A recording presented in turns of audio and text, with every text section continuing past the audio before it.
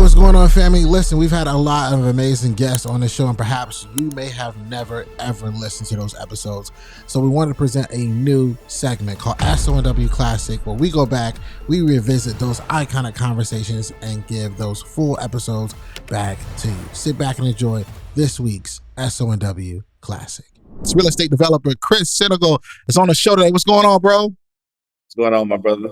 Appreciate the invite. One of the things that I like about you is that when you think about joining or becoming something, and to you, it was engineering, right? It was like, all right, I want to go do engineering and I want to make this certain salary. But I think you found out really quickly, not only that you didn't like it, but you started to look at different industries to leave your job. Tell us a little bit about that.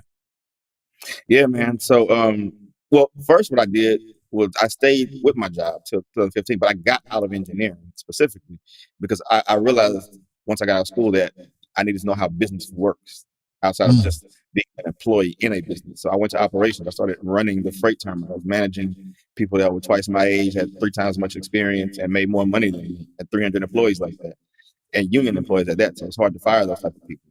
And I got out of that and I went into marketing because now I want to understand, well, how do we bring the money into this business to pay for the operation and the engineering? So marketing and sales, and specifically in the oil and gas sector. And then from there, I got handpicked to be business development. So I was actually going out and finding new sites, which is really development on an industrial level, finding new locations to build rail terminals. So I'm one of the few people that can say I've actually built 3 new rail terminals in the United States. They don't do that very often. Through all of that, I got real world exposure to business, and that's what I teach people. When you have a corporate job, don't just think about your job. Think about, hey, if I'm going to leave one day, I'm be an entrepreneur.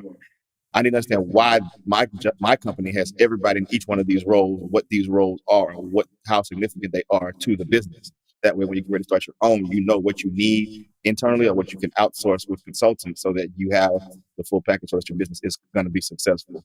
But outside of that, I've tried other things. I had a restaurant for a little while. Food margins are 10%. Everybody thinks restaurants are sexy.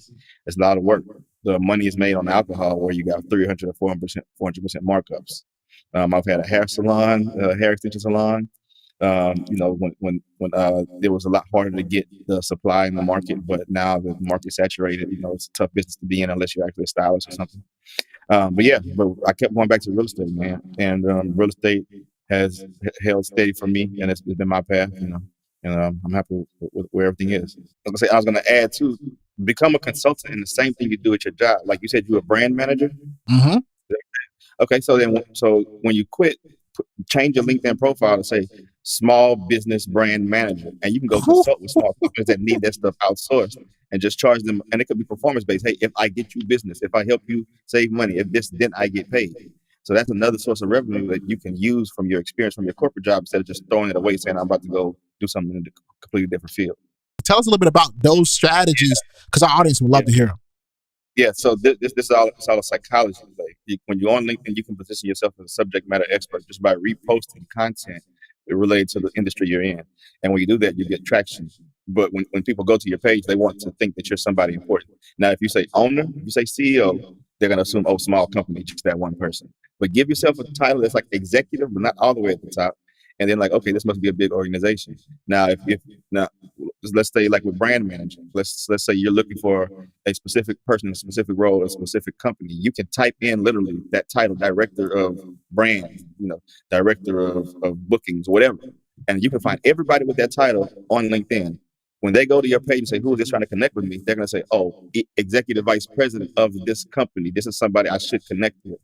So that way, people below their director or manager, they're going to say, oh, damn, an executive wants to connect with me from another company. Or if it is another executive, like, okay, this is my peer trying to connect with you. So it's all a psychological game. And then when they go to your page, they see you posting industry related stuff. They're like, okay, this person knows what they're talking about. And that's how you open a lot of doors for business. They may come to you and say, hey, I actually have an opportunity that I've been looking for somebody like you for, versus you haven't always give an ask.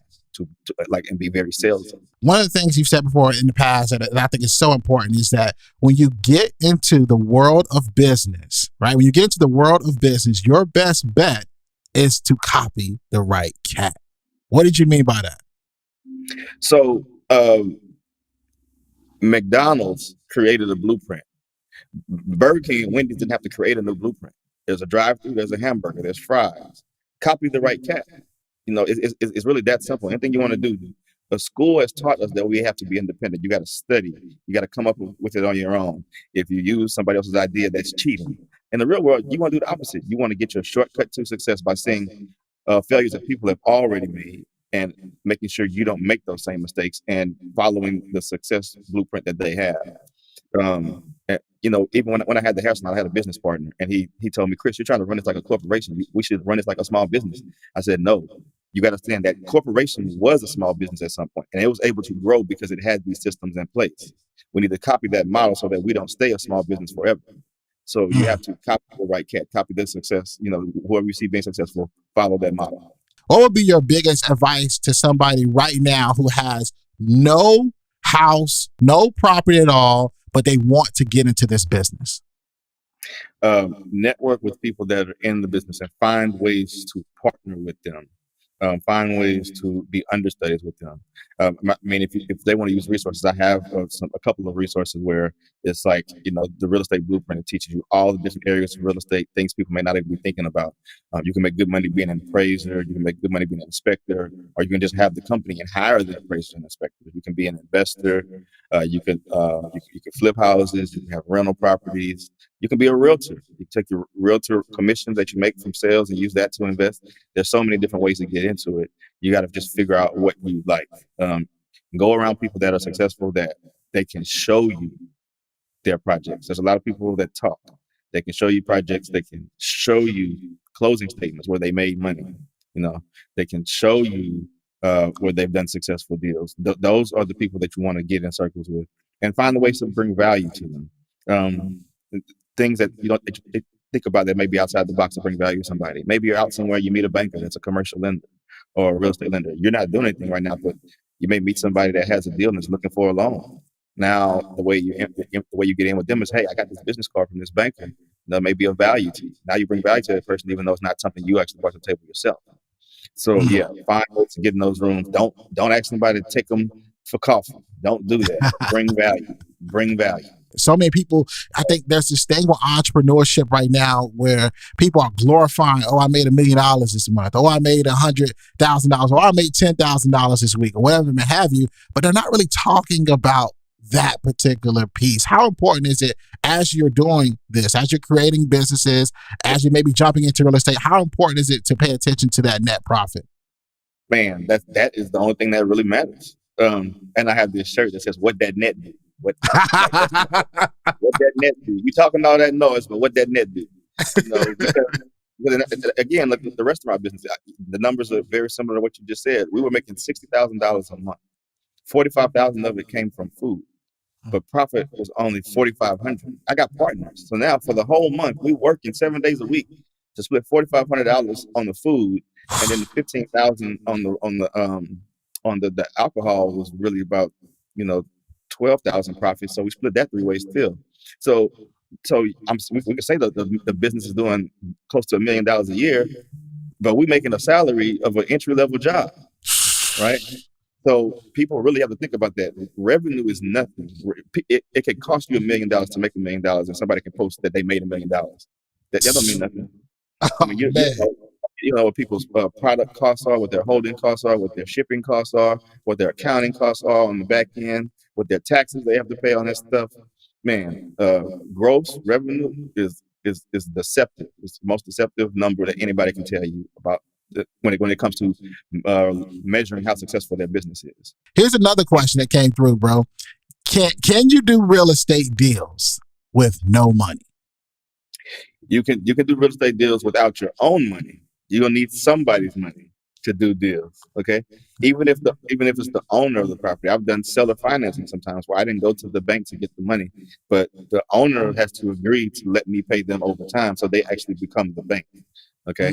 Other scenarios where I may need some money for a down payment, I can go to one of my friends, a colleague, or somebody that's following me and wants to invest. I'll take their money, and I got to make sure that what I'm buying has enough profit margin to where I can pay them back with a profit, and I can make some money off of it too. That usually works best when you have a team of people that are experts, so that it's easier for you to get money from other people. And this ties into what we talked about earlier too, the copy the right cat. But my success triangle is the 3 things you need to be successful at anything. You need the knowledge and experience, you need the opportunity, and you need the money. Okay. But what you should focus on is just coming to the table with one of the three.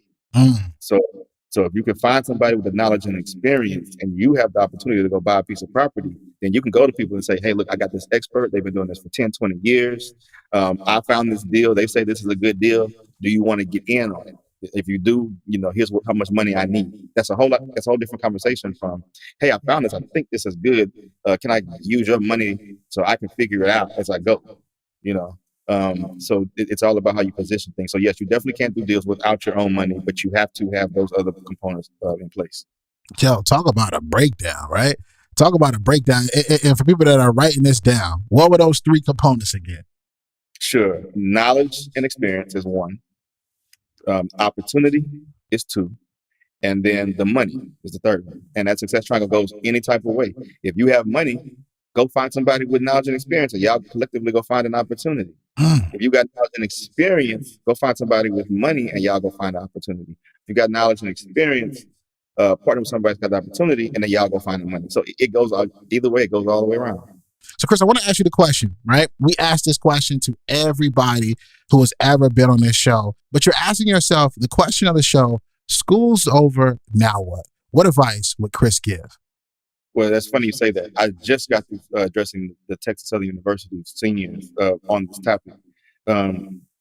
Be flexible in your approach to what you're about to do. Network. Try to get the job you want. If you don't, do not be afraid to get a job in a different field. Find something else that you like. Also remember this.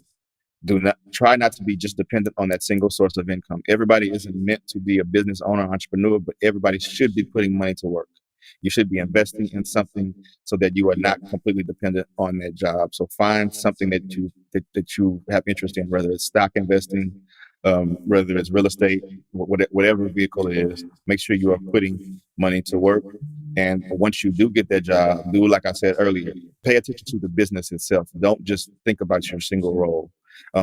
Volunteer to go work in other departments. That may even help you get promotion faster when it's time to, when they're looking for somebody with a certain skill set. You can say, well, hey, I've gained this extra knowledge because I took it upon myself to go and learn what other departments are doing. So that is going to be key.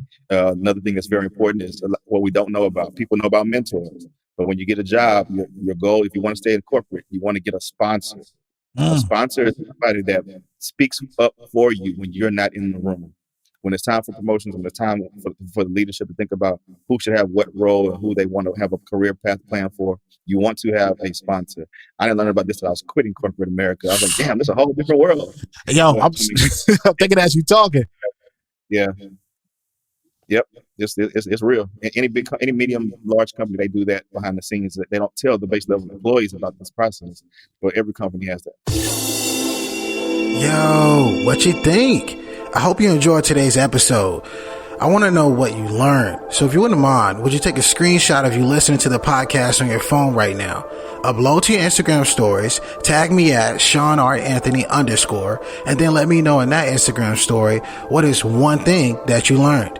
I love hearing from you, my listeners, thought leaders, former or current students all around the world.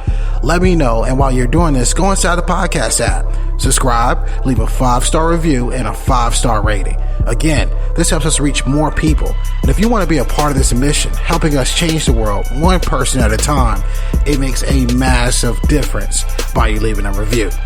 Thanks so much. I'll see you next week. And remember, dream it, believe it, go out and get it.